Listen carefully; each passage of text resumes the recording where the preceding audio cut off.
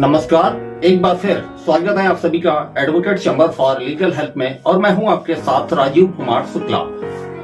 जैसा कि आप सभी जानते हैं, सीआरपीसी की धारा 125 में पत्नी, संतान, माता पिता के भरण पोषण के लिए आदेश का प्रावधान दिया गया है।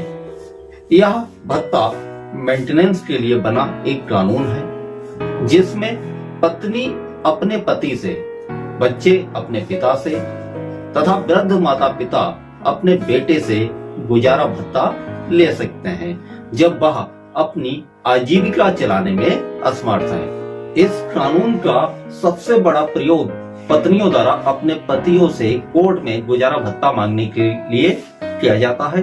अगर पति और पत्नी का कोई घरेलू कलेश चल रहा है, कोर्ट में घरेलू हिंसा या दहेज का केस चल रहा है, पति ने पत्नी को छोड़ दिया हो या तलाक का केस चल रहा हो, तब इस धारा का पत्नी के द्वारा अक्सर उपयोग किया जाता है। वैसे तो मेंटेनेंस के लिए और भी कानूनी प्रावधान है, पर हम आज की चर्चा केवल इसी अधिनियम के तहत करेंगे तथा उन सवालों के जवाब देने की कोशिश करेंगे जो आपके मन में उठते रहते हैं। जैसे क्या रोजगार नहीं होने का बहाना देकर पत्नी को खर्चा देने से बचा जा सकता है? क्या सीआरपीसी के 125 के तहत कोर्ट द्वारा बांधा गया खर्चा नहीं दिए जाने पर पति को बस 1 महीने की सजा हो सकती है? क्या पति एक बार जेल जाने से 125 सीआरपीसी के तहत कोर्ट द्वारा पत्नी के लिए बांधा गया खर्चा माफ हो सकता है? खर्चा कब से देना होता है? क्या विदेश भाग जाने से खर्चे के आदेश से बचा जा सकता है? यदि आपके मन में भी हैं ऐसे सवाल, तो यह वीडियो जरूर देखें। तो आइए शुरू करते हैं और देते हैं आपके सवालों का बारी बारी से जवाब। सुप्रीम कोर्ट ने रजनीश बनाम नेहा केस में कहा था, यदि पति शारीरिक रूप से सक्षम है और शैक्षिक योग्यता रखता है तो पति की यह दलील कि उसके पास आय का कोई स्रोत नहीं है, वास्तव में उसे अपनी पत्नी को मेंटेनेंस करने के नैतिक कर्तव्य से मुक्त नहीं करती है। एक शारीरिक रूप से सक्षम पति को अपनी पत्नी और बच्चों को बनाए रखने के लिए पर्याप्त धन कमाने में सक्षम माना जाना चाहिए और यह तर्क नहीं दे सकता कि वह अपने परिवार को चलाने के लिए पर्याप्त कमाई करने की स्थिति में नहीं है। और एक बात, यदि पति अपनी आय का खुलासा नहीं करता है तो न्यायालय द्वारा प्रतिकूल निष्कर्ष निकाला जा सकता है। यह बात सुप्रीम कोर्ट पहले के भी बहुत से मामलों में कह चुका है। इसलिए आजकल आमतौर पर देखा जाता है कि यदि कोई पति शारीरिक रूप से सक्षम है और कोई रोजगार न होने के बावजूद कोर्ट द्वारा उस पर कम से कम मिनिमम वेज के आधार पर खर्चा जरूर बांधा जाता है।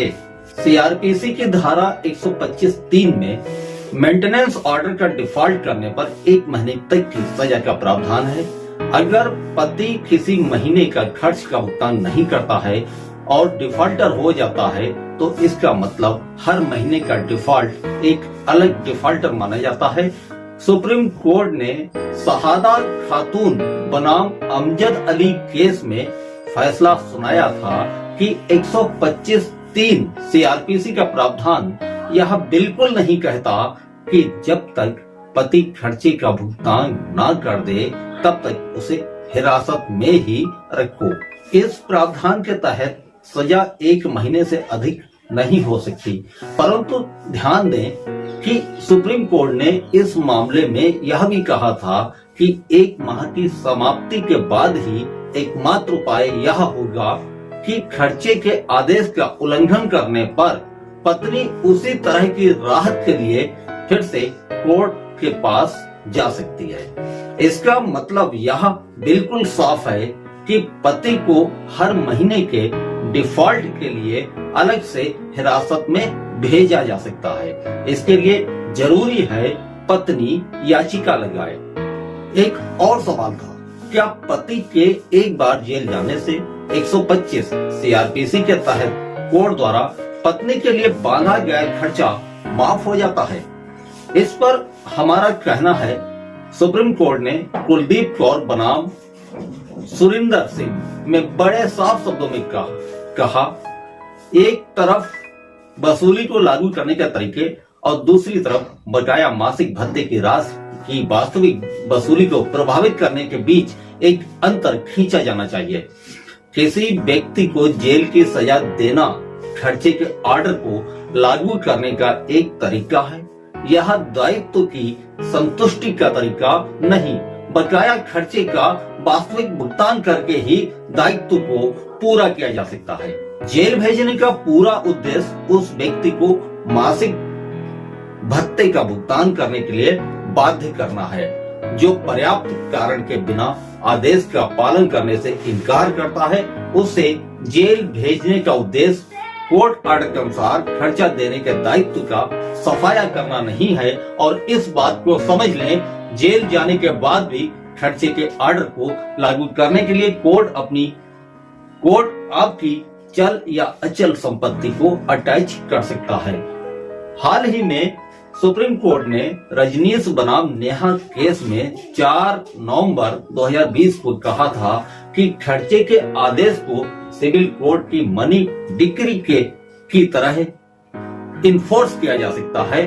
अब यह बात जान लें। अब बात कर लेते हैं खर्चा कब से देना होता है। हालांकि कोर्ट का विवेकाधिकार होता है कि खर्चा आवेदन की तारीख से दिया जाए या ऑर्डर की तारीख से, परंतु हाल ही में सुप्रीम कोर्ट ने रजनीश बनाम नेहा में खर्चों के केस के संबंध में जो गाइडलाइन जारी की थी, उसमें साफ कह दिया था कि खर्चा आवेदन की तारीख से दिया जाएगा। यह इसलिए किया गया क्योंकि आमतौर पर देखा गया कि खर्चे का आदेश आने में थोड़ा समय लगता है। अब एक और सवाल, पति यदि विदेश भाग जाए तो क्या खर्चे के आदेश से बचा जा सकता है? इस बात को लेकर भी लोगों में काफी भ्रम है। अगर कोई व्यक्ति जिसके खिलाफ भरण पोषण का आदेश दिया गया है विदेश भाग जाता है, तो कोर्ट के द्वारा उसकी चल अचल संपत्ति को अटैच किया जा सकता है। तो ये था कानूनी चर्चा पर हमारा छोटा सा वीडियो। हम जल्द वापस आएंगे ऐसी ही किसी कानूनी जानकारी के साथ। तब तक के लिए नमस्कार।